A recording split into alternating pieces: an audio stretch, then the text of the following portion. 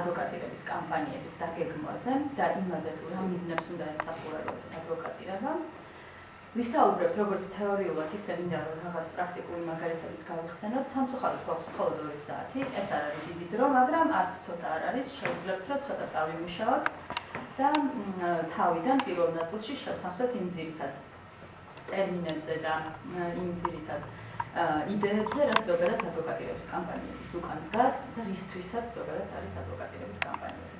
სანამ გადავალთ უშუალოდ იდეის განხილვაზე თუ რა არის საერთოდ ადვოკატირება, როგორ იწყება და რა მოძრაობს, ხო, რას ვეძახით ადვოკატირებას, მინდა გითხრათ ტერმინზე თვითონ.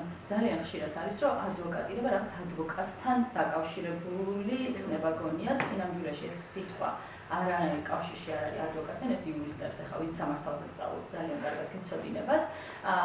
თუმცა აქვე შევთანხმდეთ, ეს სიტყვა advocacy მოდის იქიდან ინტერესების დაცვიდან.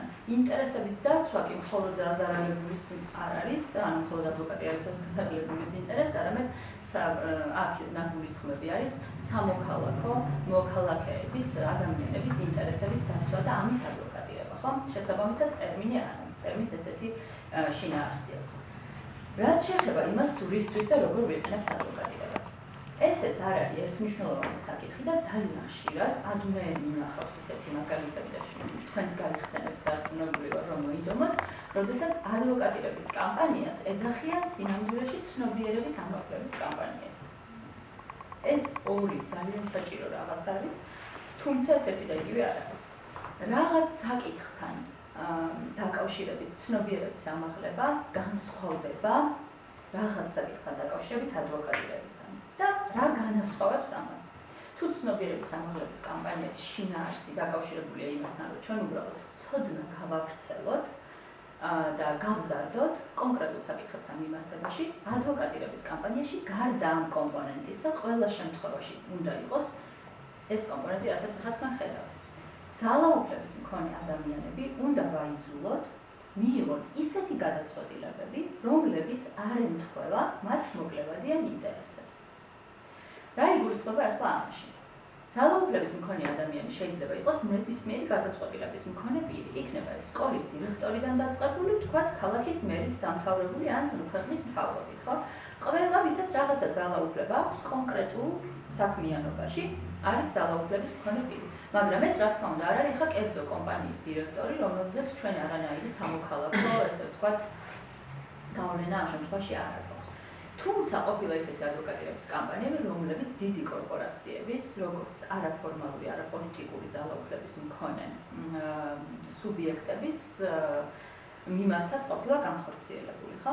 ამ შემთხვევაში ხა ჩვენ კონცენტრირდით, რადგან თქვენი პროექტის იდეა ისედაც არის თვითმმართველობასთან მიმართებაში მუშაობა, კონცენტრირდეთ უშუალოდ პოლიტიკური ძალაუფლების მქონე ადამიანებზე, რომლებიც განსაზღვრავენ მცირედან დაწყებული დიდ საკითხებს, რომელიც თქვენ ყოველდღიურ ცხოვრებას ეხება, ხო?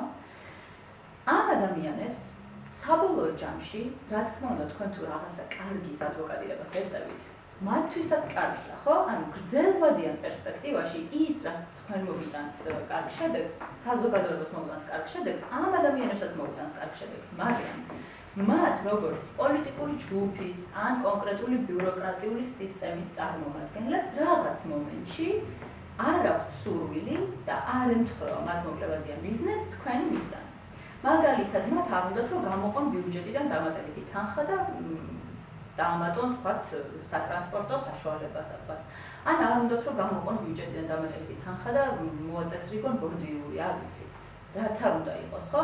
ანუ რაღაც მოკლევადიანი ინტერესი მათი არ არის თანხმედრაში იმ თქვენს მოთხოვნებთან, რომელიც თქვენ გაქვთ დაყენებული. ეს არის ადვოკატირების კამპანიის ერთ-ერთი მთავარი ფუნქცია, ანუ ჩვენ ვცდილობთ, რომ მოვახდინოთ გადაწყვეტილების მიმღებირებზე ზემოქმედება და ამის შედეგად მივიღოთ ის შედეგი, რომელიც გვაქვს დასახული მიზნად. შესაბამისად, თუ მაგალითად ვიტყვით, რომ ჩვენი ადვოკატირების კამპანიის მიზანია ადამიანებს ავუხსნათ თუ რამდენად მნიშვნელოვანია ქუჩები არ დააბინძურონ, ეს თავისთავად იქნება დიდი შეცდომა. იმიტომ რომ ეს არის საინფორმაციო, ანუ ცნობადობის ამაღლების, ცნობიერების ამაღლების კამპანია და არა ადვოკატირების კამპანია, ხო? კონკრეტულ ადამიანის ქცევაზე გავლენის მოხდენა, სულ სხვა მიზანია, ხოლო კონკრეტული ძალაუფლების მქონე პირების გადაწყვეტილებებზე გავლენის მოხდენა არის სწორედ ადვოკატირების მიზანი საბოლოო ჯამში. და მეორე ძალიან მნიშვნელოვანი დამახასიათებელი, რაც ადვოკატირების კამპანიებს გააჩნიათ, ეს არის ის, რომ მთელი თქვენი მოქმედება არის საჯარო მოქმედება. ანუ თქვენ ყველაფერს ახორციელებთ საჯაროდ. და აქ რა თემა შემოდის, იცით, რომ აქ არის მაგალითად განსხვავება ლობირების კამპანიებისგან. ხო გაგიგიათ, ლობირება. ლობირების შემთხვევაში შეიძლება დიდი ნაწილი თქვენი მოქმედების არ იყოს საჯარო და გულისხმობდეს მაგალითად პოლიტიკური გადაწყვეტილების მიმართ პირებთან კარს უკან საუბრებს და მათ დარწმუნებას იმაზე, თუ რა და როგორ უნდა გააკეთონ. ან თქვა სხვადასხვა ინტერესების დაპირისპირებას ასევე თქვა არასაჯარო სივრცეში და თქვა ვაჭრობას ამ ინტერესებით, ხო? რაც ადვოკატირების კამპანიაში არის მიუღებელი, იმიტომ რომ თქვენ სამბობთ, რომ ადვოკატირების კამპანიაში ვარ ჩართული, ადამიანებს აქვთ სამართლიანი მოლოდინი, რომ თქვენი ქმედებები და გეგმები იქნება საჯარო და გამჭვირვალე, ხო?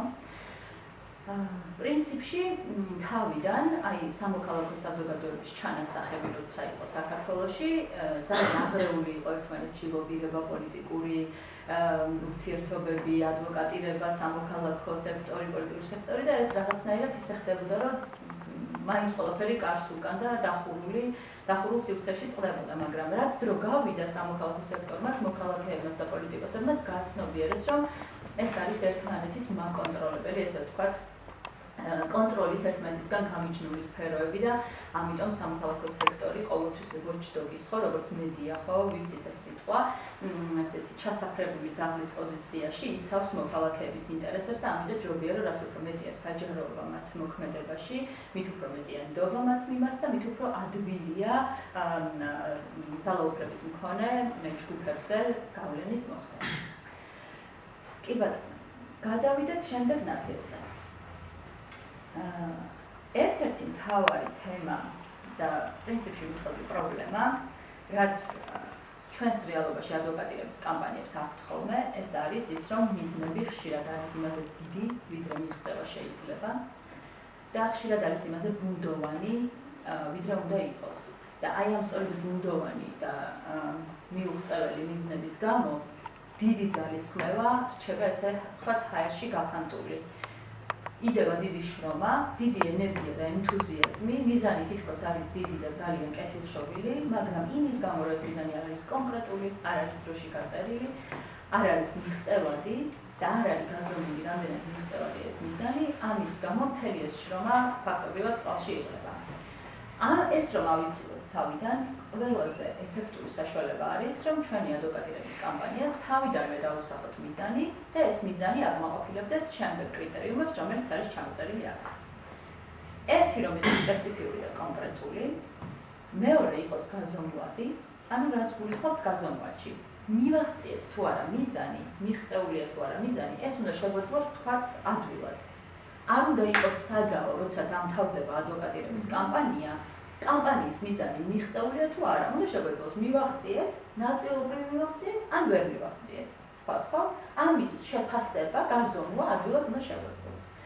მიღწევადი, ანუ ისეთი მიზანი არ უნდა იყოს, რომელიც თავიდანვე იცით, რომ შეუძლებელია აწიოს, ვთქვათ, თქვენმა სამუშაო ჯგუფმა, ან სამუშაო გუნდმა, ან ინიციატივების გუნდმა, რომელიც ამაზე მუშაობს, ხო? რელევანტური და აქტუალური. რელევანტური და აქტუალური გულისხმობს იმას, რომ დღეს რაც შეიძლება საერთოდ არ არის აქტუალური, თქვენ აქტუალური გახადოთ. მაგრამ აუცილებელია რომ გახადოთ აქტუალური, იმიტომ რომ წინააღმდეგ შემთხვევაში ადვოკატირების კამპანიას ძალიან გაუჭირდება მომხრეების მოძებნა, თუ ეს მიზანი, რაც თქვენ დაისახეთ, არ არის აქტუალური და არ აქვს ამას მნიშვნელობა მოქალაქეების დიდი ნაწილისთვის, დროული. რას გულისხმობთ დროულში? დროულში გულისხმობთ იმას, რომ მაგალითად თუ ქვეყანაში არის რაღაცა დიდი კატასტროფა და ხანძრები, ეს იყოს ვთქვათ, ხო, რაღაც დიდი ხანძრებია და ქვეყნის მთავარი ყურადღება მიმართულია სწორედ ამ საკითხის მიმართ. აი ამ დროს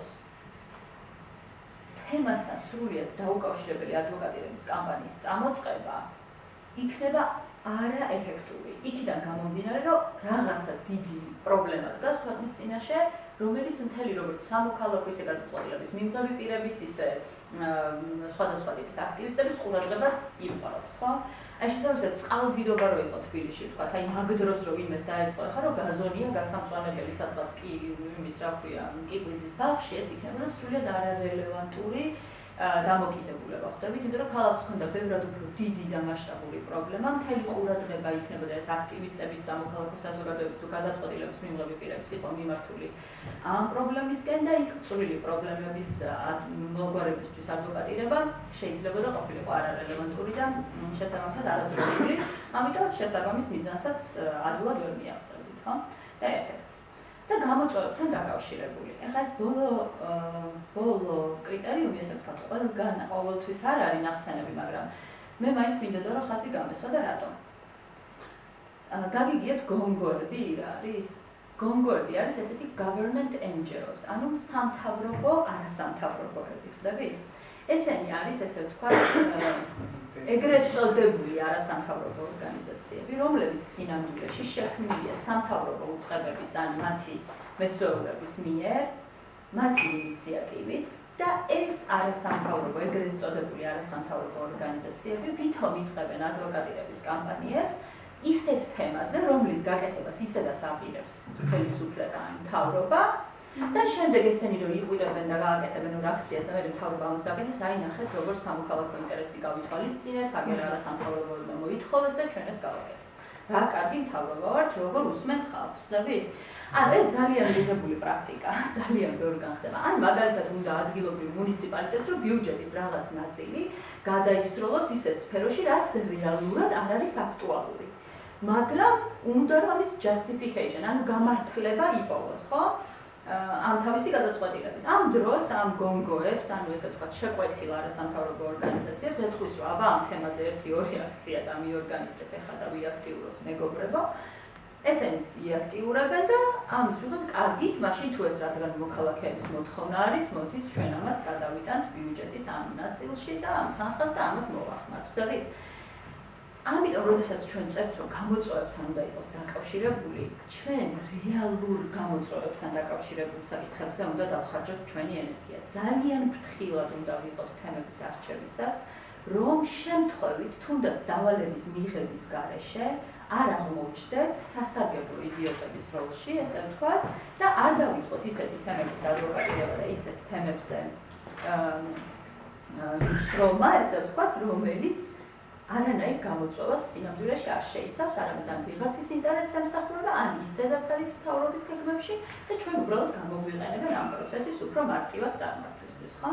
ამიტომ სანამ დაიწყებთ ადვოკატირებას, რომც იყოს ისეთი თემა, რომელიც გაწუხებთ, ეს თემა ძალიან კარგად უნდა გამოიგულიოთ. ისწავლოთ მიზეზები, გარემო, კონტექსტი და ყველა ამ საკითხთან დაკავშირებული ყველა ის ასპექტი, რომელიც შეიძლება იყოს მნიშვნელოვანი საკითხის გადაწყვეტისთვის, ხო? მაგალითად, თუ თქვენ გინდათ, რომ ქალაქში დიდი სკვერის შექმნისთვის დაიწყოთ ადვოკატირების კამპანია, თქვენ უნდა გააღვიოთ, რომ აი იმ ადგილობრივ მთავრობაში, რომელიც ყავთ, ვინ არის მომხრე ამის, ვინ არის წინააღმდეგი, ვინ რა მიზეზით არის წინააღმდეგი, ან რა მიზეზით არის მომხრე, ან რა პირადი ინტერესები შეიძლება ჰქონდეს კონკრეტულ ადამიანებს, ან გადაწყვეტილების მიმღებ პირებს წინააღმდეგობის, ან პირიქით მხარდაჭერის, ხო? რომ თქვენ შემდეგ არ აღმოჩნდეთ, ესე ვთქვათ, სიურპრიზებით სავსე სამუშაო გარემოში, სადაც ვერ გახდით წინასწარ რა განწყობები მოდის სხვადასხვა გავლენიანი ჯგუფების მხრიდან, ხო? ამიტომ ძალიან მნიშვნელოვანია, რომ თქვენ დაადგინოთ, რომ ნამდვილად გამოწვევასთან გაქვთ საქმე და რომ ნამდვილად თქვენი სამოქალაქო ჩართულობა და აქტიურობა არის საჭირო და ეფექტური ამ საკითხის გადაწყვეტისთვის, ხო? ეს თუ თქვენი მიზანი, რომელსაც დაისახეთ ადვოკატირების კამპანიისთვის, აი ამ კრიტერიუმებს თუ სულ ბოლომდე არა, დიდ ნაწილში მაინც აკმაყოფილებს, თქვენ უკვე ძალიან დიდი ნაბიჯი გაქვთ წინ გადადგმული და აი ამ ეტაპიდან უკვე შეიძლება ვისაუბროთ, ესე ვთქვათ, გადაწყვეტილების განხორციელების გზებზე და ანუ ამ კამპანიის უკვე განხორციელების და ადვოკატირების კამპანიის დაგეგმვის და განხორციელების ეტაპებზე, ხო? ეს ყველაფერი, რაც ჩვენ აქამდე ვთქვით, არის ამის მოფიქრების და კარგად გააზრების ეტაპი და მერე უკვე იწყება გეგმების ჩამოყალიბება და გეგმების დასახვა. თუ გაქვთ იმას რამე კითხვები, ნებისმიერ დროს გამოწყობინეთ, ანუ მე მონოლოგის რეჟიმში არ ვიყავ, გამაჩერეთ მკითხეთ აქტიურად მაქსიმალურად. საუბარს რო არ შევყვეთ ძალიან და გავაკეთოთ ერთი პატარა სავარჯიშო. ორ-ორად გავიყოთ. ორი, და თქვენ სწორად ხართ ხო მანდ? ხო. ორ-ორად გავიყოთ და გაიხსენეთ ერთი ადვოკატირების კამპანია, ნებისმიერი, იქნება ეს ქალაქის დონეზე, თუ ქვეყნის დონეზე, თუ საერთაშორისო დონეზე, რომელიც რაც ჩვენ თქვით, იმას ყველაფერს აღმოყოფილებდა, ანუ ძალაუფლების მქონე ადამიანებს აიძულებდათ მიიღოთ გადაწყვეტილებები, რომლებიც არ ემთხვეოდა მათ მოგლევადიან ინტერესებს, ანუ ამისკენ მიმართული საჯარო მოქმედებებს შეიცავდა და ჰქონდა მიზანი, რომელიც ახლოს იყო ამ კრიტერიუმებთან, ხო? ერთი ესეთი მაგალითი მინდა რომ გაიხსენოთ სრულებში.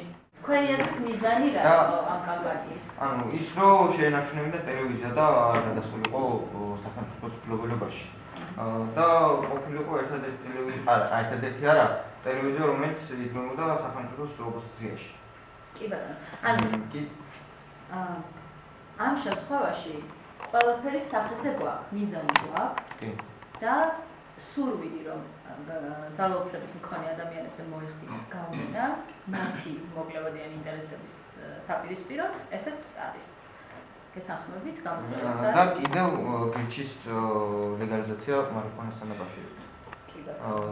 მართლა ბევრი ბრძოლის და დიდი კამპანია ჩაატარეს, რომ ეს კანონი მიიღო. და შედეგიც კონკრეტული მიზანი ჰქონდათ გაზომვადიც იყო ჩემი აზრით და მიაღწიეს კიდეც. მიღწევაზე რა? მაგრამ დღეს ისევ არის რაღაც ის. ხო არის ლეგალიზებული. მარიხუანა ლეგალიზებული არის. ხო, მაგრამ რაღაც თუ ის შეიძლება ადამიანს 23 წლამდე გასაზრდულია. აქ არის ორი თემა, არის დეკრიმინალიზაცია, არის ლეგალიზაცია. დეკრიმინალიზაციის ნაწილში არის სერიოზული პროგრესი, თუმცა მოთხოვნა კიდევ უფრო მეტი იყო, მაგრამ სერიოზული პროგრესია მიღწეული, ეს როგორც თეთრი ხმაურის, ასევე გირჩის და ასევე სამოქალაქო საზოგადოების კიდევ სხვა ავტორების მოთხოვნაც იყო, ეს ჰუმანური ნარკოპოლიტიკა დეკრიმინალიზაციის თვალსაზრისით. აი რაც შეეხება ლეგალიზაციას, ლეგალიზაცია რას გულისხმობს, იცით? თვითონ სიტყვა ლეგალიზაცია ნიშნავს, რომ კანონიერი ხდება მარიხუანასთან დაკავშირებული საქმიანობა, მისი მოხმარება იქნება ეს გამოყვანა თუ ასე შემდგომ. ანუ აი ამასთან დაკავშირებული კანონი, აი კულტივაციაზე რო იყო საუბარი სამედიცინო მიზნით თუ რაღაცა, მსგავსი ინიციატივა, რომელიც უკვე ლეგალიზაციის ნიშნებს შეიცავდა, იყო პარლამენტში შეტანილი. მართველი გუნდის მხრიდან, თუმცა აი მეორე ტური რო დაინიშნა არჩევნების მმართველმა გუნდმა განაცხადა, რომ საპატრიარქოს პოზიციის გათვალისწინებით მათ გამოაქვთ კანონი, შეტანილი კანონპროექტი და გააჩერეს ეს კანონპროექტი. ანუ დეკრიმინალიზაციაზე გეთანხმებით იყო კამპანია, გარკვეული შედეგები ძალიან მნიშვნელოვანი ხელშესახები დაიდო. კი ბატონო, დიდი მადლობა. ეხლა თქვენი ჯერია. ჩვენ არ წავედით ისე ფართოდ და გეტყვით ჩვენი სოფლის მაგალითზე, შალაულის, როდესაც ჩვენ სკოლას უპირობდნენ დახურვას, ამ დროს ძალიან რთულია, როცა სოფელში მართალია თელავთან ახლოს არა და შეეძლო სოფლის ბავშვებს, რომ სკოლაში ევლოთ თელავის ნებისმიერ სკოლაში, მაგრამ ეს რაღაც ცოტა სირთულეს წარმოადგენს ტრანსპორტის მხრივაც და რაღაც გაუჭირდებოდა ბავშვებს და შესაბამისად მოსახლეობამ გადაწყვიტა, რომ სკოლას უნდა დავდგომოდით და ჩვენი სოფლის ბავშვებს გვერდში და ხელმოწერები შევაგროვეთ. გავიმარჯვეთ სხვათა შორის, მაგრამ რაღაც დონეზე, ანუ მართალია შალაულის სკოლა ისე ფუნქციონირებს, მაგრამ შეერთებულია მერვე სკოლასთან. და მაინც ვეკუთვნის მერვე სკოლას, მაგრამ ანუ ის მაინც არ მოხდა, რომ სკოლა დახურულიყო, მას ჩამორთმეოდა თავისი სტატუსი და ბავშვები ვერ ევიდნენ შალაულის სკოლაში, შესაბამისად უნდა ელოს სხვა სკოლაში, ან მეორე შემდეგ მეცხრე. გასაგები, ანუ იურიდიულად სტატუსით სკოლა ეკუთვნის სხვა სკოლას, მაგრამ ფუნქციურად ის შენარჩუნებულია და ეს იყო მიღწევა ადგილობრივი მოსახლეობის აქტიურად. ძალიან კარგი მაგალითია, მადლობა ლოკალური მაგალითის მოყვანისთვის. თქვენ? ჩვენი ერთ-ერთი ყველაზე მნიშვნელოვანი მოგონი რაც მოხდა მსოფლიოში, რასიზმის წინააღმდეგ ამერიკაში ძალიან ბევრი გამოსვლები აქციები, რაც ძალიან მგონი ჩდება ადვოკატირების კამპანიაში და რომელმაც გამოიღო ძალიან საჭირო შედეგი არა მხოლოდ ამერიკის ისტორიაში, არამედ მსოფლიოს ისტორიაში. კი ბატონო, და დიდი გლობალური საერთაშორისო მაგალითია, თუმცა რასიზმის წინააღმდეგ მოძრაობა, რო დავიყვანოთ ადვოკატირების კამპანიამდე, იქნება ცოტა უფრო დაკნინება მის ამ მოძრაობის მნიშვნელობის.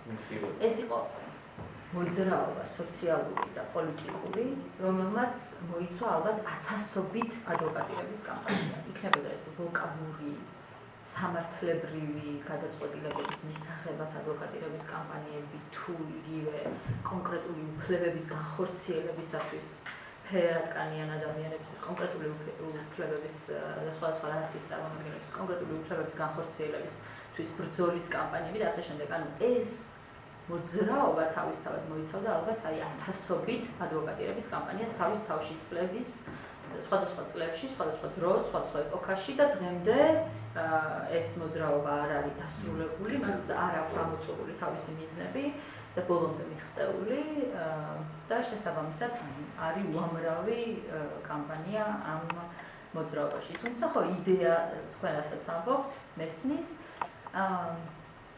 ერთი რაც მინდა გითხრათ არის კიდევ ის, რომ გარდა განსხვავებით კონკრეტული ადვოკატირების კამპანიისგან რასიზმის წინააღმდეგ ბრძოლა როგორც სოციალური და პოლიტიკური მოძრაობა მოიცავდა უამრავ ცნობიერების ამაღლების კამპანიას, განათლების სფეროში გადადგმულ ნაბიჯებს, განხორციელებულ რეფორმებს, ამიტომ აი ცოტა გლობალურ მაგალითებზე მიდიხართ, შეეცადეთ, რომ ეგ განსხვავებები დაინახოთ ხოლმე, არის ეს რაღაც გლობალური მოძრაობა, რომელიც სოციალური და პოლიტიკური ცხოვრების სხვადასხვა ასპექტებს მოიცავს და აერთიანებს, თუ მაინც კონკრეტული ადვოკატირების კამპანია.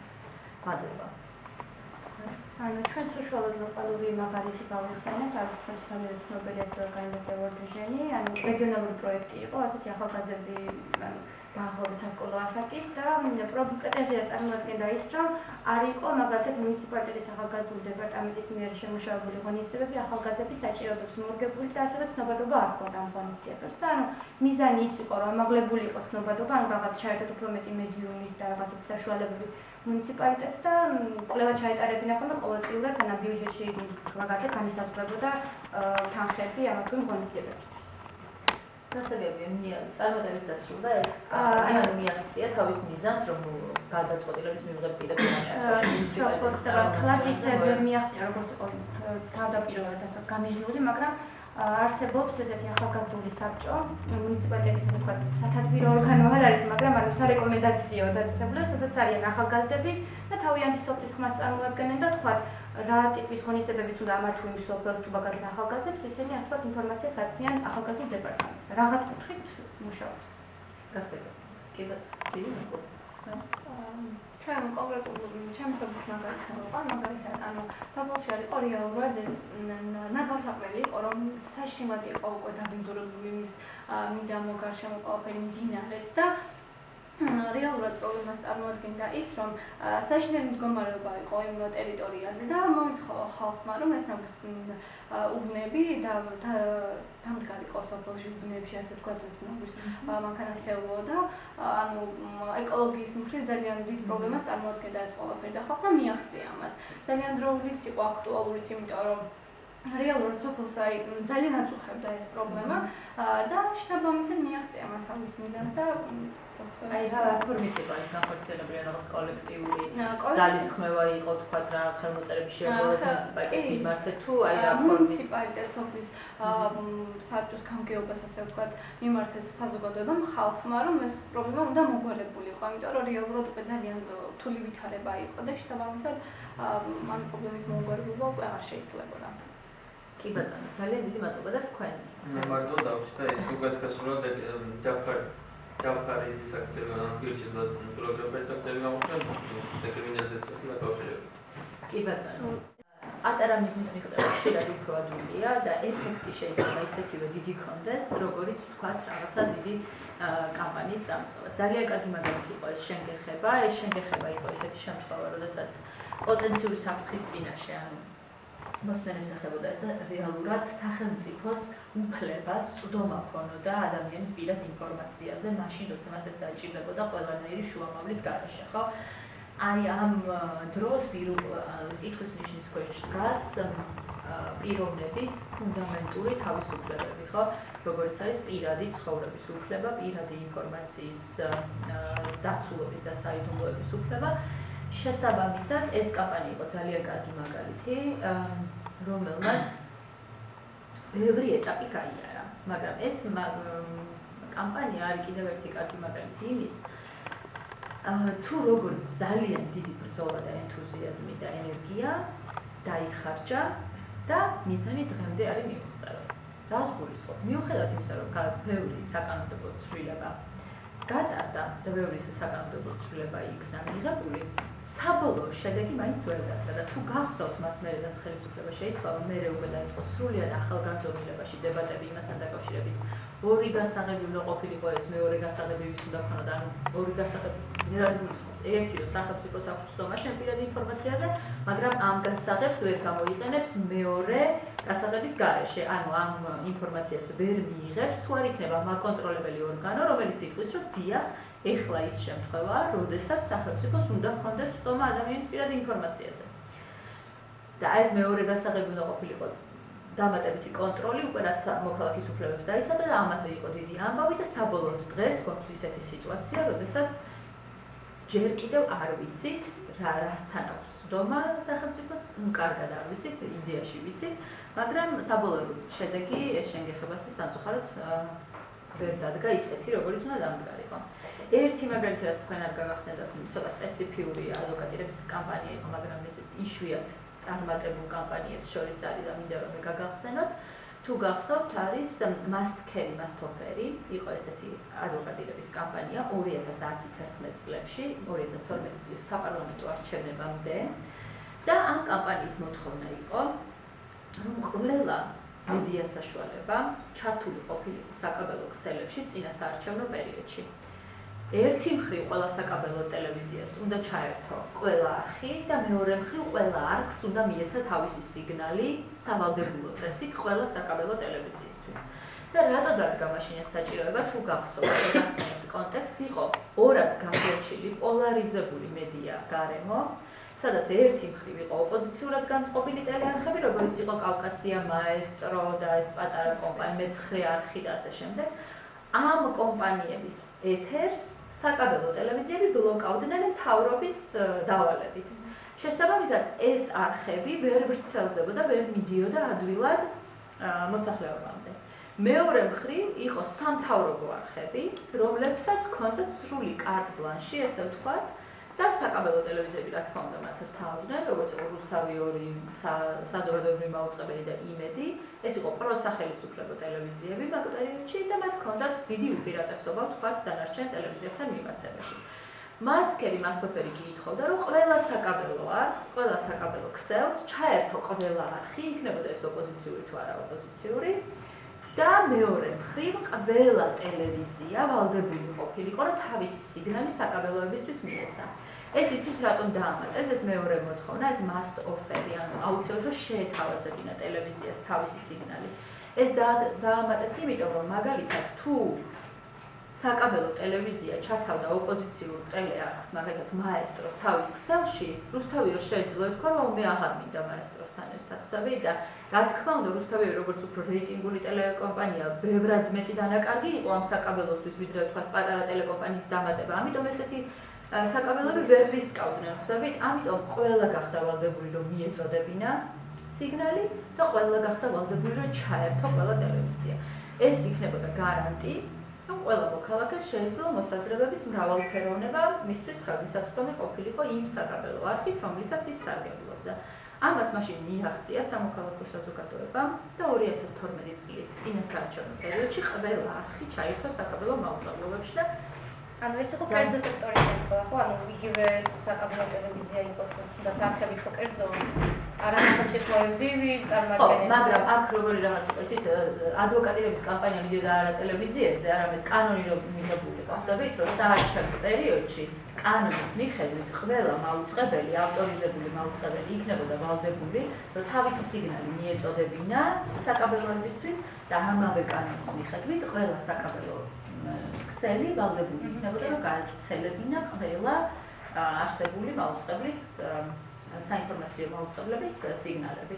შესაბამისად, გადაწყვეტილების მიღება პირებზე იყოს ეწოლა, ვინც კანონთან მიმართებაში იღებდა გადაწყვეტილებას, ანუ ეს გადაწყვეტილება საბოლოოდ პოლიტიკურმა გუნდმა მიიღო და პოლიტიკურმა გუნდმა განახორციელა კანონში ასეთი ცვლილების შეტანა. შესაბამისად, ზემოქმედება ამ ცვლილებას, რა თქმა უნდა, კერძო სექტორზეც ექნებოდა ყველაზე ბუნებრივია, მაგრამ საკანონმდებლო ცვლილება მიღებული იქნა ძალაუფლების მქონე პირების მიერ. და მათზე ზემოქმედებისთვის იყო გამიზნული მთელი კამპანია. ეხლა მინდა რომ გადავიდეთ უკვე აი იმ ეტაპზე, როდესაც ჩვენ გავსაზღვრეთ თქვათ ესე იდეაში მიზანი, გავსაზღვრეთ ის არის თუ არა ეს რეალურად გამოწვევა შეიცავს თუ არა თავის თავში ეს ჩვენი მიზანი, გავსაზღვრეთ ისიც რომ ნამდვილად ამ კამპანიის წარმოება გადაწყვეტილების მიღება პირებზე ზემოქმედებას გულისხმობს და თქვათ ესე რაღაც ჩვენ ილუზიური იმაში არა ვართ რა ქვია ბრძოლაში. უკვე იწყება დაგეგმვის ეტაპი. და დაგეგმვის ეტაპი არის როგორ ვთქვა, საკვანძოდ მნიშვნელოვანი წარმატებული კამპანიის განხორციელებისთვის.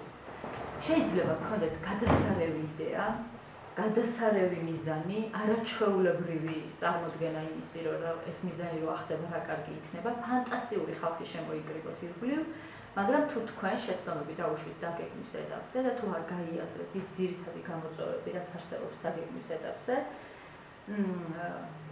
განხორციელების დაწყება იქნება უკვე ძალიან რთული, გზადაგზა გამოჩნდება უამრავი ისეთი პრობლემა, რომელსაც თქვენ დაგეგმვისას არ გიფიქრიეთ ან ამას შეცდომების გამო და საბოლოო ჯამში ძალიან რთული იქნება იმ მიზნის მიღწევა, რომელიც თავიდან თითქოს ესე ახლოს ჩანდა, თითქოს ყველაფერი ძალიან ნათელი იყო, როგორ უნდა განხორციელებინა ჩვენი მიზნები, როგორ უნდა მიგვეღწია მათთვის და თითქოს გვეგონა, რომ ირგვლივ ყავდა ის ადამიანები, ვინც ამას ერთად მოვახერხებდით, ხო? ამიტომ გეგმა არის ერთ-ერთი გეგმის შედგენა არის ერთ-ერთი ძალიან მნიშვნელოვანი ეტაპი. როგორი უნდა იყოს გეგმა? ალბათ, ყველა ვიცით, წინასწარ გათვლილი, მაგრამ მოქნილი. რაც გულისხმობთ ახლა მოქნილში. მოქნილში გულისხმობთ იმას, რომ გეგმა არ უნდა იყოს ციხე. ან ის, რასაც თქვენ ფურცელზე დაწერთ, არ უნდა იყოს ის, რის ტყვეობაშიც მოიხსნით მერე განხორციელების ეტაპზე. გეგმა ყოველთვის უნდა აღიარებდეს იმ გაუთვალისწინებელ თუ ახალ გარემოებებს, რომელიც შეიძლება თქვენი მუშაობის სხვადასხვა ეტაპზე გამოჩნდეს. როცა ჩნდება ახალი გარემოებები, ან ახალი ოპონენტები ჩნდებიან თქვენი ახალი მოწინააღმდეგეების, ვთქვათ, ახალი მოთამაშეები შემოდიან ამ ბრძოლაში, ხო? როცა სტრატეგია კონკრეტული ან ტაქტიკა, რაც თქვენ აირჩიეთ, არ მუშაობს და ვთქვათ, რაღაცა შესაძლებელია, ხო? ესეც უნდა გეგმაში უნდა იყოს ადგილი ამისთვის, რომ მიიღოს განადებითი გადაწყვეტილებები. აი, მოთამაშეები, რომლებიც მოკავშირეები გვეგონა და მოწინააღმდეგები აღმოჩნდებიან. ესეთი შემთხვევები ძალიან ხშირია. აი, ეს შენგეხებას მაგალითი არის ტიპიური მაგალითი. 2012 წლამდე კამპანია ეს შენგეხება იყო არამხოლოდ არასამთავრობო სექტორის, არამედ პოლიტიკური სექტორის, ოპოზიციური პოლიტიკური სექტორის მიერ მხარდაჭერილი კამპანია. მთელი ოპოზიციური სპექტრი აქტიურად იყო ჩართული ამ კამპანიის მხარდაჭერაში. მათ შორის ის ხალხი, რომელიც 2012 წლის მერე მოვიდა ხელისუფლებაში და უცებ აღმოჩნდნენ მეორე მხარეს და უკვე ხა მათ წინააღმდეგ დაიწყო კამპანია. ხდებით? ის ადამიანები, ვინც ჩვენი მოკავშირეები გვეგონა, რაღაც ეტაპზე აღმოჩნდნენ ჩვენი მოწინააღმდეგეები. და ამისთვის აღმოჩნდა, რომ არ ვიყავით მზად. მთლიანად სამოქალაქო სექტორი. ჩვენ გვეგონა, რომ ადამიანები ვისთან ერთადაც ვიბრძოდით და როცა ისინი იქნებოდნენ გადაწყვეტილების მიღები პირები და ძალაუფლების მქონე პირები, ისინი თითქოს ავტომატურად ამ ღირებულებებს და ამას რისთვისაც ვიბრძოდით, განახორციელებდნენ, მაგრამ სინამდვილეში ეს არ ხდება, იმიტომ რომ სისტემა არის, აი სისტემა უნდა დაინგრეს რომ სისტემა არის ის, რაც ძალიან ბევრ კერძო ინიციატივას, იდეას, ღირებულებას ყლაპავს რაღაც ეტაპზე და გიწევს კომპრომისების გაკეთება იმისათვის, რომ ამ სისტემაში ძალაუფლების მაქსიმალური რაოდენობა შეინარჩუნო. სამწუხარო რეალობაა, ესეთია, მაგრამ აი არსებობს კლასიკური თეორია, ну, პრინციპში უკვე აქსიომაა პოლიტიკური, თუ რამე შეიძლება რომ პოლიტიკაში აქსიომა იყოს ეს ალბათ არის, რომ ძალაუფლება რყნის და აბსოლუტური ძალაუფლება ყრის აბსოლუტურად, ხო? ანუ რაც უფრო მეტი გაქვს ძალაუფლება, მით უფრო მეტი ძალაუფლება გინდება. ესეთი არის ძალაუფლების ბუნება. და ეს არ არის კონკრეტული ადამიანები, არ გეგონოთ, რომ კონკრეტული ადამიანები არიან ცუდები ან ბოროტები ან მათ გულში რაღაც ცუდი უდევს და არ უნდათ ქვეყნისთვის კეთილი საქმეების კეთება. უბრალოდ როდესაც ჩართული ხარ უშუალოდ ამ კეთების პროცესში, შენ გონია რომ აკეთებ ბევრად უფრო ღირებულს რაღაცას და ამ ძალაუფლებას ამისთვის იყენებ. სინამდვილეში კარგავ უკვე ესე ვთქვათ იმას. ზღვარს ძალაუფლების ბოროტად და კეთილად გამოყენების. და ეს არის ძალიან ესეთი უხილავი ზღვარი ზოგჯერ. ამიტომ გეგმები, ჩვენი დასახული გეგმები, ამასაც უნდა ითვალისწინებდეს, რომ თუ იცვლება გარემოებები და ის ადამიანები, ვინც ჩვენთან ერთად იბრძვიან, უცებ ჩვენს წინააღმდეგ აღმოჩნდებიან, ჩვენ რამდენად მზად ვართ ასეთი რეალობისთვის და რამდენად მომზადებული ვხდებით ამ ყველაფერს და რას ვაკეთებთ, ანუ რა არის ჩვენი გეგმა B, რა არის ჩვენი ალტერნატიული მოქმედების გეგმა და ასე შემდეგ, ხო? იმისათვის, რომ გეგმა ზოგადად კარგად შევადგინოთ, ხო, უნდა ვიცოდეთ, რისგან შედგება კარგი გეგმები. ეს არის რაღაც უნივერსალური, ძალიან საბაზისო ჩამონათვალი, რასაც აქ ხედავთ, რასაც შეიცავს ყველა გეგმა დედამიწის სულზე. ანუ რასაც არ უნდა აკეთებთ, რემონტს აკეთებთ თუ ადვოკატირების კამპანიას. ეს არის ის ძირითადი კომპონენტები, რომელსაც გეგმა უნდა შეიცავდეს. მიზანი, როგორც თქვით, რესურსები, ანუ რა რესურსია? რესურსებში იგულისხმება როგორც ადამიანური რესურსი, ასევე დროის რესურსი, ასევე იგულისხმება ფინანსური, მატერიალური რესურსი. ნებისმიერი რამე, მაგალითად ეს ოფისი, რომელიც შეგიძლიათ გქონდეთ კვირაში 1 საათით, მაგალითად თქვენი მეგობრის კომპიუტერი, რომელიც გთხოვნით ამ კომპიუტერს კვირაში 2 საათი, მაგალითად დედა თქვენი სახლი, სადაც შეიძლება შეიკრიბოთ ყოველ პარასკევს. და ასე შემდეგ. ხვდებით, ანუ ნებისმიერი ტიპის რესურსია. მაგალითად ადამიანი, რომელიც მზად არის, რომ გააკრას პლაკატები. ადამიანი, რომელიც მზად არის, რომ უპასუხოს ზარებს, თქვათ, დილის 10-დან 12 საათამდე და ასე შემდეგ. ანუ ყველაფერი რესურსია და არ მიუდგეთ მაქსიმალისტურად რესურსების არჩევას. ანუ რაც გულისხმობს, ახლა ცალკე ოფისი თუ არ მექნება და 40,000-იანი ბიუჯეტი თუ არ მექნება, ანუ ისე ხა როგორ დავიწყო თუ რაღაც. ხვდებით, ანუ შეაფასეთ ის, რაც გაქვთ. აი რომ დაიწყებთ იმის ჩამოწერას თუ რა გაქვთ, აღმოაჩენთ რომ ძალიან ბევრი რამე გაქვთ და ეს ბევრი რესურსი კარგად და ჭკვიანურად გამოყენების შემთხვევაში შეიძლება სრულიად ზედმეტი დანახარჯების გარეშე მართლა რაღაც ცვლილებად გადაიქცეს და ქმედებად გადაიქცეს, ხო და გადაითარგმნოს. მთავარი არის კარგი დაგეგმვა ამაში და კარგად შეფასება ამ რესურსების. ხარდამჭერები და მოწინააღმდეგები ასევე არიან გეგმის ნაწილები, მათი იდენტიფიცირება არის გეგმის შედგენის დროს ერთ-ერთი უმნიშვნელოვანესი ფაქტორი, მაგალითად თუ იცით რომ რემონტს აკეთებთ მარტო თქვენი თავის იმედი გაქვთ და მხოლოდ იმის მიხედვით წერთ რემონტის გრაფიკს, თუ კვირაში რამდენი დრო შეგიძლიათ ამ საქმეს დაუთმოთ, ხო? მაგრამ თუ იცით რომ რემონტს აკეთებთ თქვენი მეუღლე, დედა, მამა და ძმა და 5 ადამიანი გეხმარებათ ამაში, ან გარდა კიდევ 4, მაშინ შეგიძლიათ უკვე რემონტის გრაფიკი გაწეროთ იმის მიხედვით, თუ ამ ადამიანებს რა რესურსი შეუძლიათ დაუთმონ ამ კონკრეტულ საქმეს კვირის განმავლობაში, ხო? შესაბამისად, შეხედეთ ესე ადვოკატირების კამპანიასაც. თქვენი მხარდამჭერები რა რესურსს შეგმატებენ და მოწინააღმდეგები რა რესურსს წაგართმევენ. ანუ რამდენად დიდია ის ჯგუფი, ვინც თქვენი მოწინააღმდეგეა, რამდენ რესურსს დაგახარჯინებთ მათთან ურთიერთობა, ხვდებით? ამის შეფასება და შეწონვა არის ერთ-ერთი ძალიან მნიშვნელოვანი ეტაპი გეგმის დასახვისას. სამიზნე ჯგუფები არიან მხოლოდ მხარდამჭერები და მოწინააღმდეგეები არა.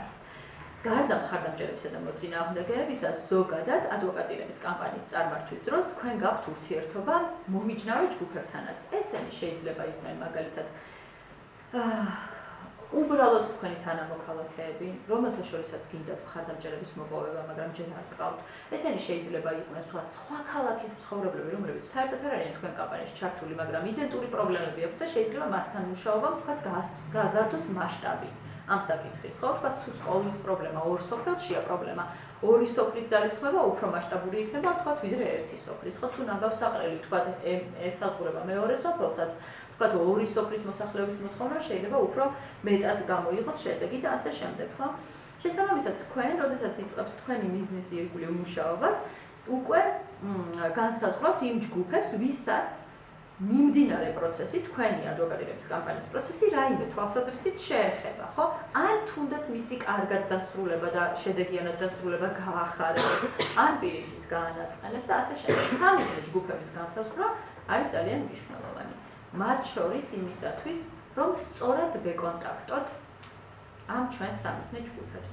და ამაზე მინდა რომ ცოტა გავამახვილო ყურადღება, გთხოვთ რომ შემახსენოთ, იმიტომ რომ ძალიან ხშირად პრინციპში ეხავე ვიტყვი რომ მე არ დამალოცოს. მოკლედ ძალიან ხშირად ხდება რა, რომ სამიზნე ჯგუფები არ არის განსაზღვრული, ინტუიციურად არის წარმოდგენილი, რომ ეხა ყველას ველაპარაკები და ყველა რა, ყველას აინტერესებს ეს თემა. ეს ყველა არის ძალიან ზოგადი რაღაცა, სინამდვილეში ყველას არაფერი არ აინტერესებს, ყველა არაფერში არ იქნება ჩართული, ჩვენ კონკრეტულად უნდა ვიცოდეთ, ვის ვესაუბრებით და როგორ ვესაუბრებით. ასევე ერთ-ერთი შეცდომა, რომელიც არის დაკავშირებული სწორედ ამ სამიზნე ჯგუფების არ განსაზღვრასთან არის ის, რომ მაგალითად თელი ადვოკატირების კამპანია დაფუძნებული არის Facebook-ში პოსტების გამოქვეყნებაზე, ონლაინ სივრცეში აქტიურობაზე, რაღაცა იქ ივენთების დადებაზე. არ გინახავთ ესეთი? მე მინახავს ძალიან ბევრი, სადაც არჩეული არის ისეთი საკომუნიკაციო არხი, რომელიც შეიძლება ზოგადად ყველაზე ეფექტური საკომუნიკაციო არხია ქვეყნის შიგნით, მაგრამ იმ კონკრეტულ თქვენ აუდიტორიასთან საერთოდ არ მიხდის, მიხვდით რას ვამბობ? მაგალითად, თქვენ გინდათ, რომ ადვოკატირების კამპანია გააკეთოთ პენსიონერების პენსიის გაზრდის შესახებ და ამას ითხოვთ და თქვენ თუ ამას Facebook-ზე პოსტავთ, ან დიდი ალბათობით არც ერთი მხარდამჭერი არ შეგემატებათ, იმიტომ რომ ამ საკითხით დაინტერესებული საზოგადოების უმრავლესობას უბრალოდ არ აქვს სოციალური მედიის ანგარიში. მიხვდით რას ვამბობ? ამიტომ ეს სამიზნე ჯგუფების განსაზღვრა ძალიან დაგეხმარებათ საკომუნიკაციო სტრატეგიის არჩევაშიც, ანუ საკომუნიკაციო არხების არჩევაშიც.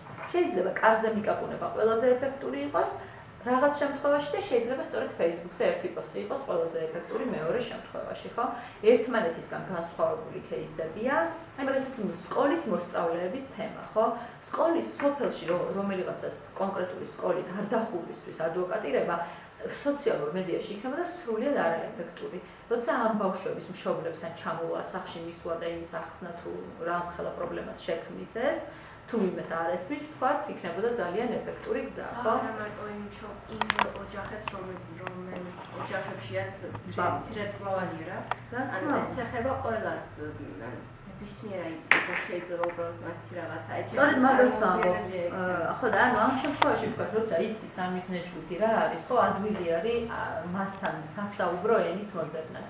ამიტომ ყველას არასდროს არ ვთქვათ რა, ყველას დააინტერესებს. ამიტომ ეს ყველასთვის მნიშვნელოვანი იქნება. თქვით კონკრეტულად ვისთვის იქნება მნიშვნელოვანი და რა თვალსაზრისით, ნეგატიურ თუ პოზიტიურ კონტექსტში იქნება ეს მნიშვნელოვანი.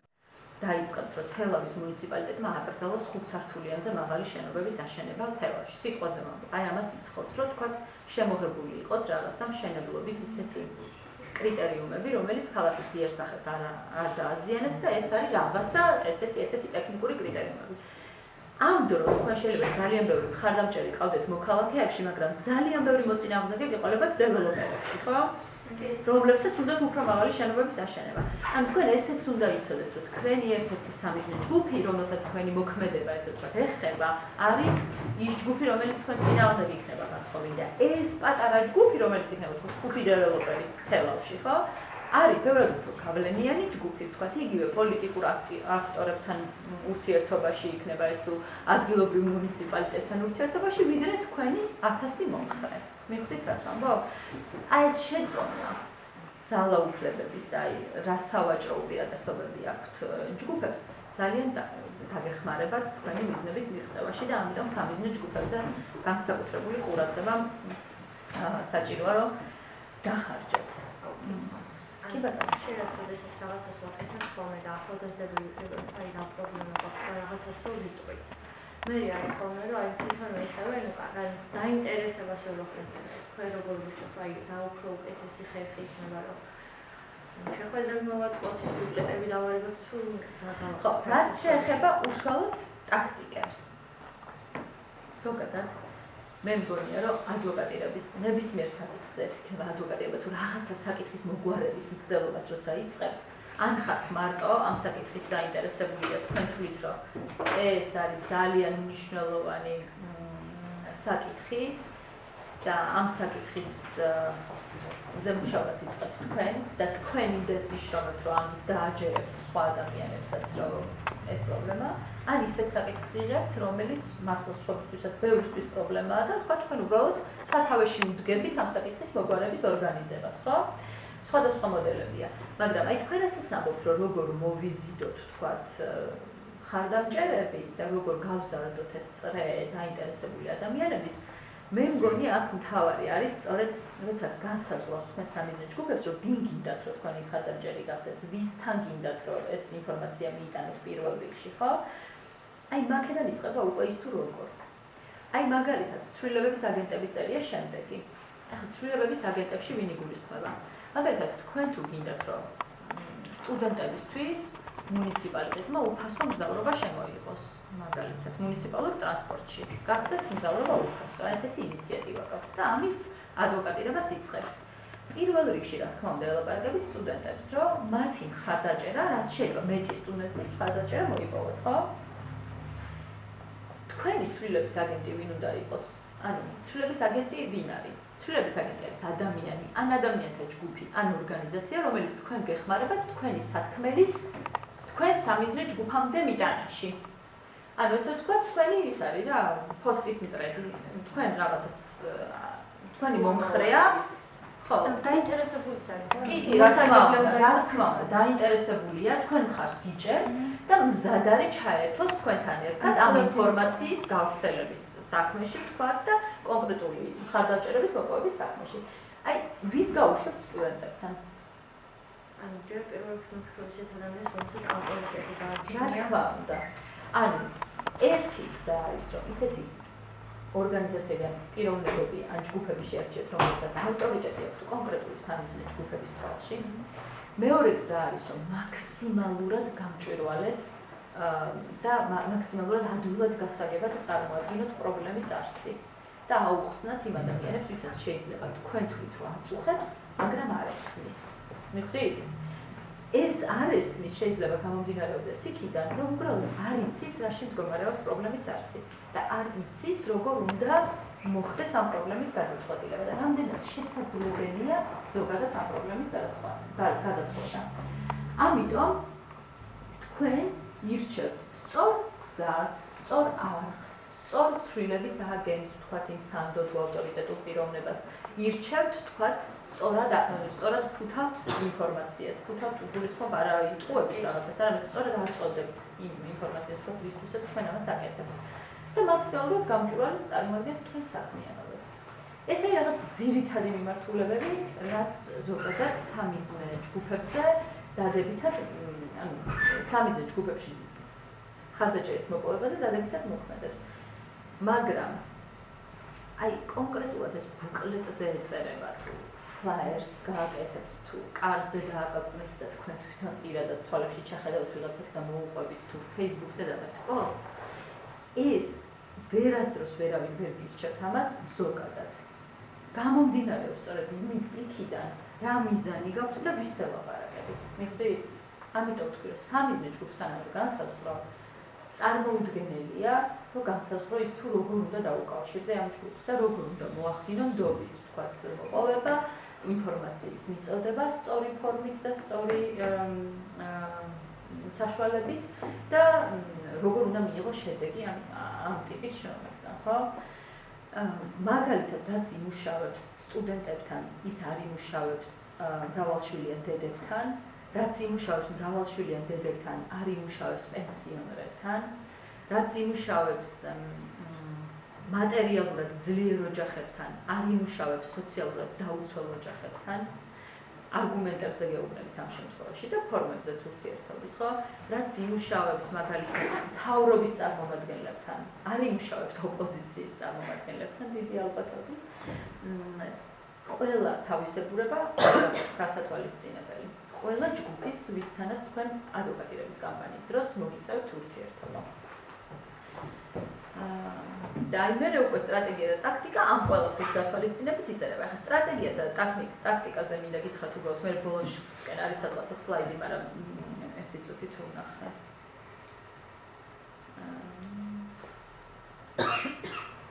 ხო.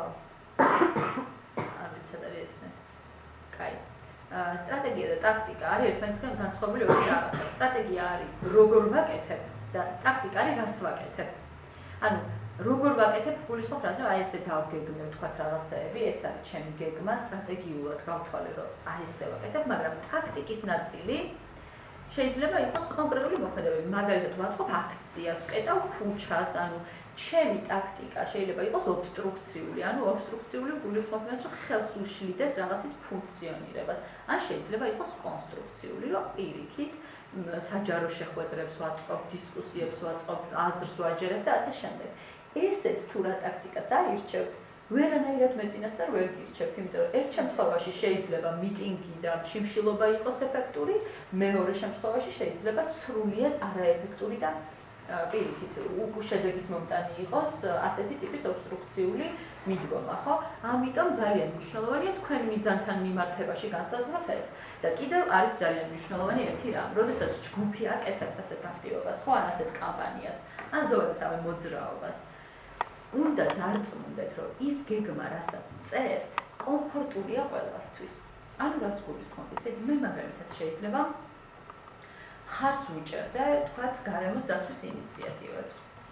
მაგრამ ჩემთვის კომფორტული არ იქნება, თუ სადმე უნდა დავწვე ბულდოზერის ქვეშ, ხვდებით? და თქვენ თუ გინდათ, რომ ჩემი ხარდაჭერა მოიპოვოთ, მე თქვათ ჩავერთვები საჯარო ინფორმაციის გამოთხოვაში, იქნება ეს თუ მთავრობასთან რაღაც არგუმენტების წარდგენაში, წერაში, კითხვაში, არ ვიცი რაღაცეებში, კარდაკადვილი ადამიანების მობილიზებაში ჩავერთვები და ასე შემდეგ, მაგრამ მე არა ვარ მზად, რომ წავიდე და სადღაც ბულდოზერის ქვეშ დავწვევ, ხვდით? ამიტომ თქვენ, როდესაც ირჩევთ ტაქტიკას თუ რა გააკეთოთ, იფიქრეთ იმაზეც, რომ ხო არ გვაკარგინებს ეს ჩვენი მოფიქრებული, თქვათ, აქცია, რაღაც რადიკალური ან რაღაცა პოტენციურ მხარდამჭერებს, რომელიც ჩვენს იდეას მხარს უჭერენ, მაგრამ შეიძლება განხორციელდეს ეს ფორმა მათთვის იყოს მიუღებელი, ხო? აი თუ გახსოვთ მაგალითად, ამის ერთ-ერთი მაგალითი იყო ფემინისტურ მოძრაობას ჰქონდა კონკრეტული მოთხოვნები ტრანსგენდერი ქალებისთვის უფლებების მინიჭებასთან დაკავშირებით და ითხოვდნენ კონკრეტულ ცვლილებებს, მაგრამ აქცია რამდენიმე, რომელიც მოაწყეს, იყო ძალიან ეპატაჟური, ესე ვთქვათ, ყურადღების მიქცევის თვალსაზრისით ძალიან ეფექტური, მაგრამ ბევრი ადამიანი, რომელიც ზოგადად ადამიანის უფლებების დაცვის წინააღმდეგი შეიძლება არ არის და შეიძლება რაღაც თვალსაზრისით თანაუგრძნობდა კიდევაც ფემინისტურ ჯგუფებს, აი გააღიზიანა ამ ფორმამ, ამ ტიპის ეპატაჟმა. ამიტომ ამაზე იფიქრეთ, არ გეუბნებით, რომ არ გამოიყენოთ, არ ვამბობ, რომ ეს ძალიან ეფექტური არ შეიძლება იყოს, ზოგჯერ ყურადღების მიქცევის პრობლემაზე ყურადღების გამახვილების ერთადერთი გზა შეიძლება იყოს, მაგრამ ეს ფაქტორი გათვალისწინებული უნდა გქონდეთ. ანუ ტაქტიკის არჩევისას ძალიან მნიშვნელოვანია, რომ ყველა ვინც ჩართული არის საქმიანობაში იყოს კომფორტულად იმასთან, რა გეგმასაც ვსახავთ, ხო? და არ გვეშინოდეს ამ გეგმის განხორციელების ეტაპზე მისვლის და ბოლო მომენტში არ აღმოაჩინოთ, რომ ვიღაცები უბრალოდ დაკარგეთ და ისინი არ არიან მზად, რომ გააგრძელონ ამ მიმართულებით სვლა. კომუნიკაცია თუ კონფრონტაცია. ანუ, როდესაც თქვენ იწყებთ ადვოკატირების კამპანიას და ფიქრობთ ადვოკატირების კამპანიაზე, ძალიან მნიშვნელოვანი საკითხი არის კომუნიკაციის საკითხი, ხო? ყველანაირი კომუნიკაცია, რომელიც შევა ამ ადვოკატირების კამპანიის სხვადასხვა სფეროში, ექნება ეს მთავრობასთან ურთიერთობა, მომხრეებთან ურთიერთობა, გუნდთან ურთიერთობა შიდა, ხო? თუ პოტენციურ მხარდაჭერებთან ურთიერთობა, საჯარო კომუნიკაცია, მედიის საშუალებით თუ ასე შემდეგ, ბევრნაირი კომუნიკაციას მოიცავს ადვოკატირების კამპანია. საერთაშორისო პარტნიორებთან ურთიერთობა შეიძლება იყოს, ხო და ასე შემდეგ. ეს კომუნიკაცია შეიძლება იყოს, ესე ვთქვათ, თანამშრომლობის რეჟიმში მიდიოდეს კონკრეტულ ჯგუფებთან და შეიძლება მიდიოდეს კონფრონტაციის რეჟიმში სხვადასხვა ჯგუფებთან. ანუ დაპირისპირების რეჟიმში. დაპირისპირების რეჟიმში კომუნიკაციას ყოველთვის აქვს სხვადასხვა შედეგი, ანუ სხვადასხვა შედეგი გამოაქვს რა. მაგალითად, აი ხა რაც იყო ის მაისის მოვლენების მაგალითი, სადაც იყო მოყვანილი, ამ შემთხვევაში კონფრონტაციის რეჟიმში კომუნიკაცია მოიტანა შედეგად, რომ არ აღმოჩნდა ჩვენი საზოგადოება მზად დიდ, ანუ ეს მასშტაბური მხარდაჭერა გამოეცხადებინა, თქვათ, ამ კონკრეტული ჯგუფისთვის, რომელიც იყო მსხვერპლის როლში კონკრეტულ მომენტში, ხო? და იმანო კონფრონტაციის ენა იყო არჩეული საურთიერთოდ, რომ გადადგეს პრემიერი, გადადგეს თქვათ შინაგან საქმეთა მინისტრი და ასე შემდეგ, პირიქით გამოიწვია კონკრეტულ ჯგუფებში გაღიზიანება იმ ჯგუფის მიმართ, რომლის მიმართაც რეალურად მხარდაჭერა უნდა ყოფილიყო სამოქალაქო პოზიცია უმრავლესობის, ხო? აი, სწორად შეაფასოთ ის თუ რამდენად ემთხვევა თქვენი ღირებულებები, რომელსაც თქვენ წარმოადგენთ კონკრეტული კამპანიის პერიოდში, ან იცავთ ან ახმოვანებთ საზოგადოების ფართო მასების, ან თქვენი ქალაქის, თქვათ, უმრავლესობის ღირებულებებს, ამის სწორად შეფასება მოგცემთ იმის საშუალებას, რომ გადაწყვიტოთ კონფრონტაციულ რეჟიმში გქონდეთ ძალაუფლების მქონე პირებთან კომუნიკაცია, თუ თანამშრომლურ, ანუ კომუნიკაციის რეჟიმში, ხო, ესეთი მშვიდი თანამშრომლობის რეჟიმში. თუ თქვენ იცით, რომ თქვენი თანაქალაქელების მაგალითად 99% ხარს უჭერს თქვენს იდეას და ღირებულებითად არანაირი კონფლიქტი არ არსებობს, მაშინ თქვენ შეგიძლიათ თამამად გარისკოთ და ესეთი ხისტი კონფრონტაციის რეჟიმში დაუპირისპირდეთ თქვენს მოწინააღმდეგეს, ხო? მაგრამ თუ თქვენ არ ხართ ამაში დარწმუნებული და არ იცით, ან გონიათ, რომ აი თქვათ, რამდენიც მხარს მიჭერს იმდენი მეწინააღმდეგება, ან არ არის გადაწყვეტილი, ან არ აქვს ჩამოყალიბებული პოზიცია, მაშინ კარგად უნდა დაწონოთ. კონფრონტაციაა ის გზა, რომელიც გინდათ რომ აირჩიოთ. თუ პირიქით, კონსტრუქციული კომუნიკაცია, ხო? ეხლა რატო ვამბობ ამას? ერთი რაღაც, რაც ძალიან ხშირად გვეშლება, არის მხარდაჭერის გაზომვა. მხარდაჭერის გაზომვა ხდება რამდენიმე მეთოდით. და რადგან ძირითად შემთხვევებში პატარა ინიციატივებს და სამოქალაქო ინიციატივებს ბევრი ფული არ აქვს, რომ გამოკითხვები ჩაატარონ და სრული და ესეთი სამეცნიერო ფორმის კვლევა ჩაატარონ თუ ვინ მიჭერს მხარს და ვინ მეწინააღმდეგება, ამიტომ ძირითადად ვენდობით ხოლმე ჩვენს ინტუიციას. ჩვენი ინტუიცია და ჩვენში არსებული ინფორმაცია ზოგადად დამყარებული არის იმ ჩვენ ბუშტზე, რომელშიც ჩვენ ცხოვრობთ, ხო? ვისაც ვეკონტაქტებით სოციალურ ქსელში, ვეკონტაქტებით ყოველდღიურ ცხოვრებაში, უნივერსიტეტში, სახლში, ეზოში, ქუჩაში, თქვათ ნიმთში და ასე შემდეგ, ხო? რაღაც ადგილებში, სადაც ჩვენ დავდივართ. სინამდვილეში ეს ჩვენი ბუშტი, ესე ვთქვათ, ხო? აი ბაბლს რო ეძახიან, ხო? ხო, ეს ბაბლინგ ძალიან ისეთ იმათ ჩამოყალიბდა, პრობლემად ჩამოყალიბდა საზოგადოებაში. საზოგადოების სხვადასხვა ბუშტები ერთმანეთისგან არიან ინფორმაციულად გათიშული. ანუ თქვენ რო გგონიათ, რომ რაღაც რაც თქვენ გაღელვებთ და თქვენს ირგვლივ, აი ამ თქვენ ბუშტში მყოფ ადამიანებს აღელვებს, ესე იგი ყველას აღელვებს, სინამდვილეში ეს ესე არ არის. ერთხელ ჩემო დეიდაშვილმა, რომელიც არის სოციოლოგი, მკითხა. ეს იყო უკვე აი რამდენიმე წლის წინ მკითხა, უკვე ძალიან დიდი ხანი თბილისში გახსნილი იყო ახალი თანამედროვე კინოთეატრები. და მკითხა, რომ შენი აზრით თბილისში მცხოვრების ზრდასრული მოსახლეობის რამდენი პროცენტია კინოთეატრში ნამყოფი? ანუ ამ ახალ კინოთეატრებში რა. მე ვთხარი რომ 90 რა. ნუ აი ვიფიქრე რომ ის 10 ალბათ ვინც მატერიალურად მართლა არ აქვს იმ საშუალება რომ ბილეთი იყიდოს. თან ახლა ბილეთი ძალიან ძვირი აღიღს, ხო? აი ვისაც იშვიათად აქვს საშუალება, ერთხელ მაინც იქნება ნამყოფი, იმიტომ რომ ეს მე ჩემი წრიდან გამომდინარე ვივარაუდე რომ ყველა ნამყოფია ეხლა და ნუ აი ვიღაცა დაუშვი რომ არ არის ნამყოფი რა. და აღმოჩნდა, რომ ზრდასრული, ანუ 18 წელს ზევით თბილისში ცხოვრობენ მოსახლეობის მხოლოდ 11% იყო ერთხელ მაინც კინოში ნამყოფი. ხვდები? ანუ ჩვენი წარმოდგენა იმ წრეზე და გარემოზე, რომელშიც ჩვენ ვცხოვრობთ, ხშირად არ ემთხვევა რეალობას. ამიტომ აი გავზომოთ მხარდაჭერა არის ერთ-ერთი უმნიშვნელოვანესი ფაქტორი ადვოკატირების კამპანიის დაგეგმვისას. და მე გთავაზობ ისეთ კუსტარულ მეთოდებს, ესე ვთქვათ, მხარდაჭერის გაზომვის, რომელიც თქვენ შეგიძლიათ რომ გააკეთოთ. ონლაინ გამოკითხვა. ონლაინ გამოკითხვა არ არის სწორი მეთოდი, იმიტომ რომ ისევ თქვენ ბუშტში დატრიალდება ეს კითხვები და არ გააღწევს ამ ბუშტიდან. ამიტომ მე გთავაზობ ეს რაღაცას. დასხდეთ ის გუნდი, რომელიც არის ტვინი, ესე ვთქვათ, ამ მოძრაობის ან ადვოკატირების კამპანიის და დაიწყოთ და ჩამოწეროთ მოკავშირეების სია.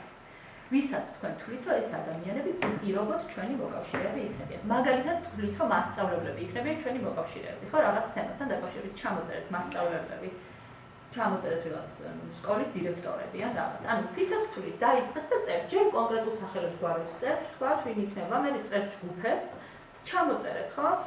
მე წერთ მოწინააღმდეგეების სიას, ვისაც თვლით, რომ ესენი ნამდვილად აპრიორი ჩვენი წინააღმდეგე იქნებიან, ხო? აი მაგალითად სტალინის ფანი ბაბუები, ხა ყველა ვარიანტში იქნებიან წინააღმდეგე, რომ სტალინის ქუჩას გადაერქვას სტალინის ქუჩა, ან მოიხსნას მისი ძეგლი. და დავწერეთ ბაბუები, რომლებიც სტალინის ფან-კლუბში არიან და საბჭოთა კავშირს ჯერ კიდე მისდირიან, ხო? დავწერეთ. ანუ აი ესე წერთ, აი ამ 5 სიას, ნახეთ, არის მოკავშირეები, მოწინააღმდეგეები, პოტენციური მოკავშირეები, პოტენციური მოწინააღმდეგეები და ნეიტრალური ჯგუფების სია. პოტენციურები რას ნიშნავს, იცით, რომ მოკავშირე შეიძლება არ არის, მაგრამ უფრო ალბათ ჩემ მხარეს იქნება. მოწინააღმდეგე შეიძლება არ არის, მაგრამ უფრო ალბათ ჩემ მხარეს არ დაიჭერს. და არის ნეიტრალური ხალხი, რომელსაც საერთოდ არ აინტერესებს ეს თემა, რა, არანაირი დამოკიდებულება არ აქვს და გონზე არ ახარ შენ პირადად, უფრო მხარს დაგიჭერს თუ არ დაგიჭერს. აი ეს ყველა რო ჩამოწერეთ, ამის მერე იწყება უკვე მოკავშირეების სიის გამდიდრება. და პირველ რიგში არ უნდა შეგეშალოთ ერთი რამ. თქვენ თუ მოკავშირეების სიის გაზრდა გინდათ, თქვენი ენერგია არ უნდა დახარჯოთ მოწინააღმდეგეებზე. ანუ თქვენ მოწინააღმდეგეს არ უნდა დაუწყოთ იმის დამტკიცება 85 წლის ბაბუებს, მაგალითად, რომლებიც ომში იბრძოდნენ და სტალინი მათთვის ღმერთია, არ უნდა დაუწყოთ იმის დამტკიცება, რომ სტალინი იყო ბროტება და მისი ქუჩა დღეს საქართველოში არ უნდა ვქონდეს. ამაზე დახარჯავთ დიდ დროს, ენერგიას, ნერვებს, შეეხლებით, ასე ვთქვათ, კედლებს და არანაირ შედეგს ეს არ გამოიღებს. დიდი ალბათობით. მაშინ, როდესაც თქვენ პოტენციურ მოკავშირეებთან დაგჭირდებათ ამავე ძალისხმევის 1% და თქვენ შეიძლება თქვენი მოკავშირეების სია უკვე გაზარდოთ რეალური რაოდენობით. არც პოტენციურ მოწინააღმდეგეები არ არიან ისინი, ვისთანაც თქვენ დიდი ენერგია უნდა დახარჯოთ. მაგრამ ნეიტრალური ჯგუფების სია, ანუ ნეიტრალური ჯგუფები და პოტენციური მოკავშირეები არის ის ორი ჯგუფი, რომელზეც თქვენ უნდა დახარჯოთ მაქსიმალური ძალისხმევა იმისათვის, რომ თქვენ გაამდიდროთ მოკავშირეების სია. მიხვდით, ხო? რესურსი ყოველთვის შეზღუდულია. თქვენ არასდროს არ გექნებათ იმდენი დრო და იმდენი ფული, რომ მოდი ყველას ველაპარაკო, ხო? ყოველთვის უნდა გაუფრთხილდეთ, თუ ესეთი ფული გაქვთ სხვა საქმეებისთვის გამოგადგებათ და თუ ესეთი დრო გაქვთ სხვა საქმეებისთვის გამოიყენეთ. ამიტომ კარგად მოემზადეთ, ესე ვთქვათ, აი ეს სიები გააკეთეთ. გადაამოწმეთ მე, ანუ წადით მართლა შეხვდით სხვადასხვა სკოლებში მოსწავლეებს, მასწავლებლებს, ვინც ჩაწერეთ ამ სიაში და გამოკითხეთ არა ონლაინ, თქვათ, არა იმით რა ვთქვათ, თქვენი Facebook-ის მეგობრების წრეში, არამედ მათთან მისვლით და მათი აზრის მოსმენით. სამ სხვადასხვა უბანში, სხვადასხვა დონის სკოლაში, თქვათ, ერთში კერძოში მიდით, ერთში საჯაროში და გამოკითხეთ იმ ჯგუფს, ვისაც თქვენ ჩაწერეთ, რომ ჩემი მოკავშირეები არიან, კითხეთ, აბა მართლა გეთანხმებიან თუ არა შეგრიბეთ 5-5 მასწავლებელი, თქვათ. იგივე გააკეთეთ მოწინააღმდეგეებზეც. მოწინააღმდეგეებს აუცილებლად მოусმინეთ, რომ იცოდეთ რა არის მათი არგუმენტები.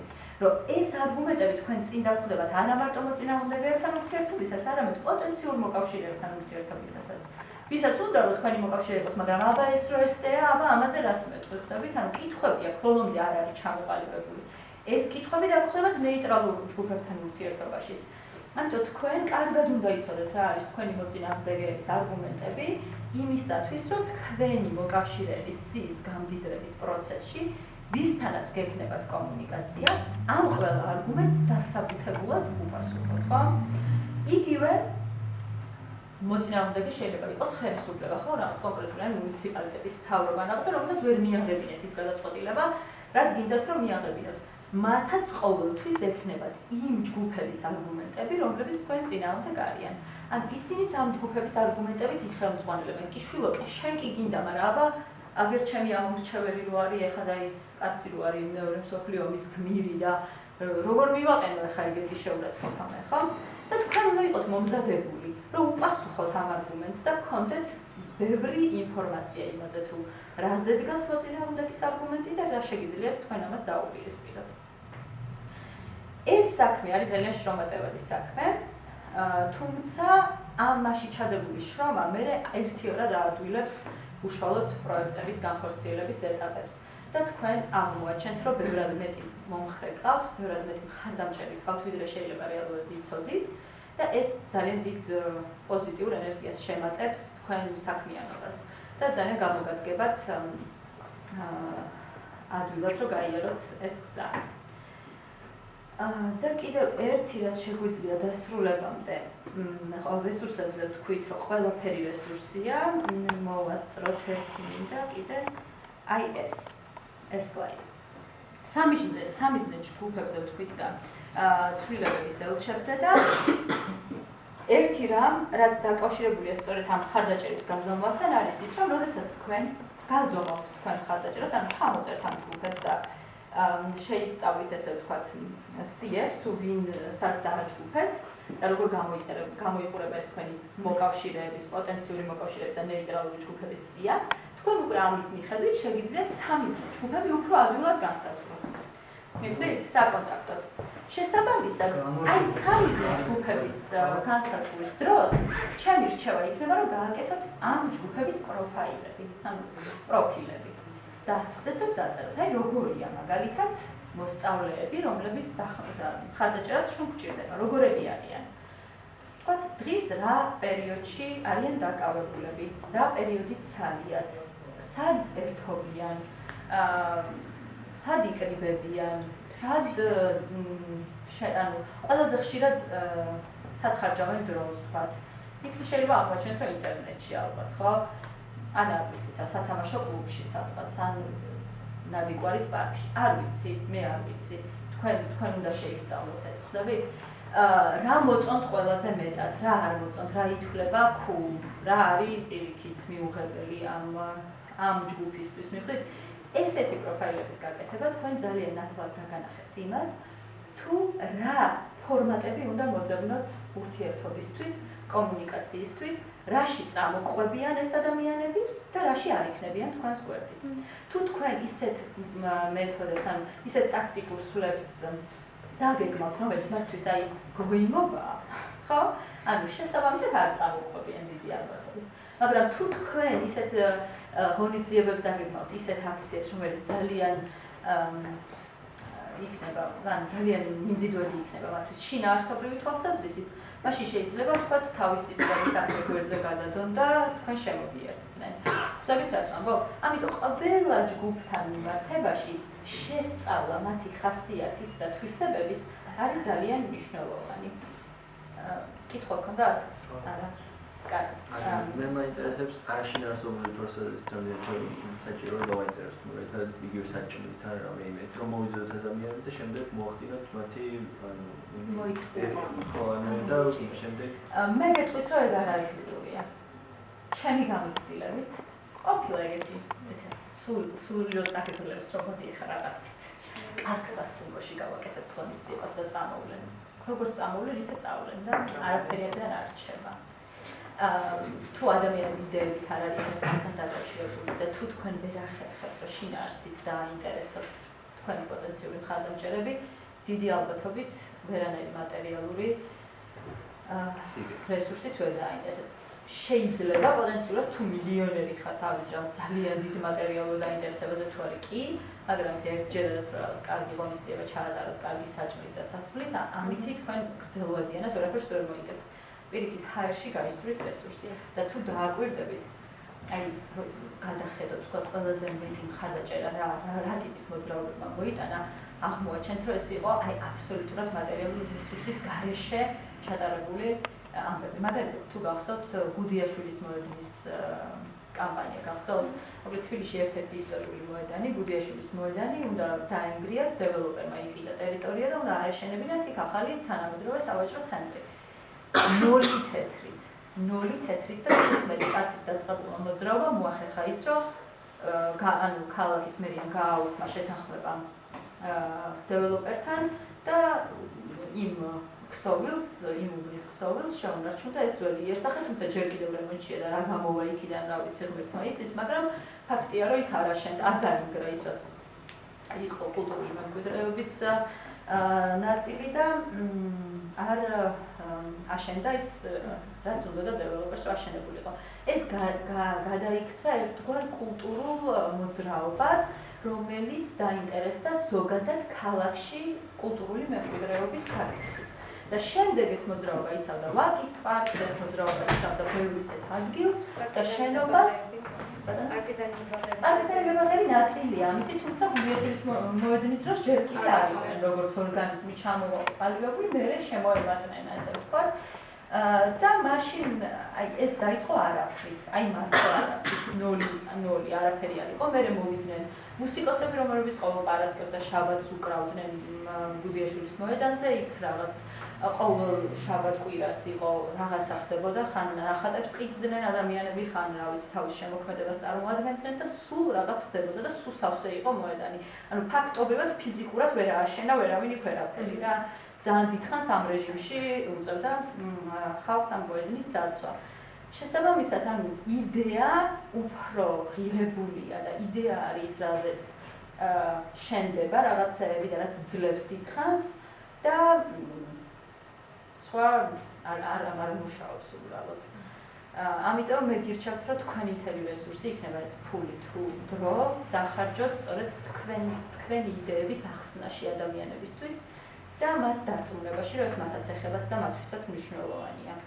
თუ ამას მოახერხებთ, ეს თქვენი მხარდაჭერების არეალს, რა თქმა უნდა, გაზრდის და გააფართოვებს. დიდი შედეგი მოსდევს. მაგალითად, თელავში რა ვიყოთ, რომ თელავში არ გვაქვს მუნიციპალური ტრანსპორტი, მაგრამ გორშიც იყო ეს პრობლემა და ზუსტად ესეთი ბრძოლის შედეგად გორს უკვე აქვს მუნიციპალური ტრანსპორტი.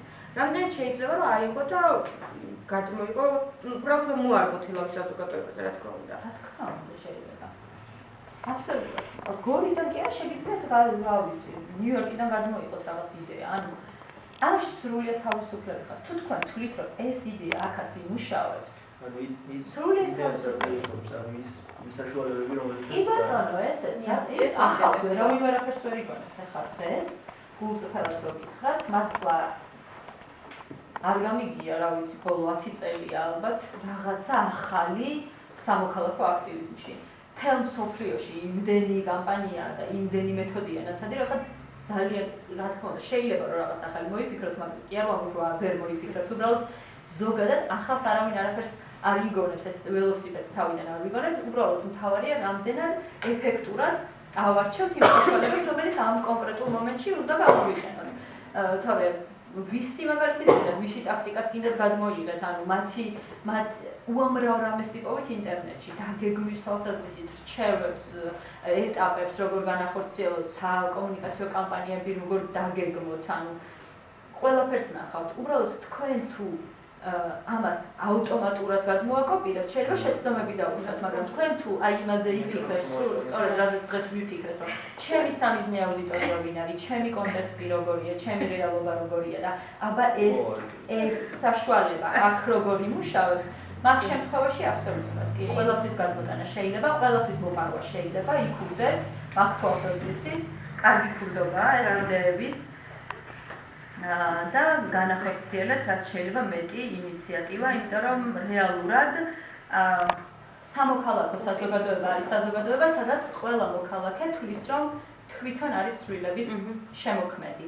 ის ერთი და ყველა სხვა.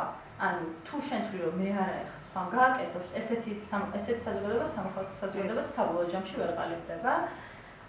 ყველა თავის სფეროში და თავის მიკრო გარემოში ცვლილებებს უნდა უწყობდეს ხელს და ეხმარებოდეს და მე იმედი მაქვს, რომ თქვენ თელოს ძალიან დაეხმარებთ თქვენი იდეებით და ინიციატივებით. ხო, დიდი მადლობა ყურადღებისთვის და იმ დროისთვის, რომელიც დღეს იმედია უქმდა დახარჯეთ.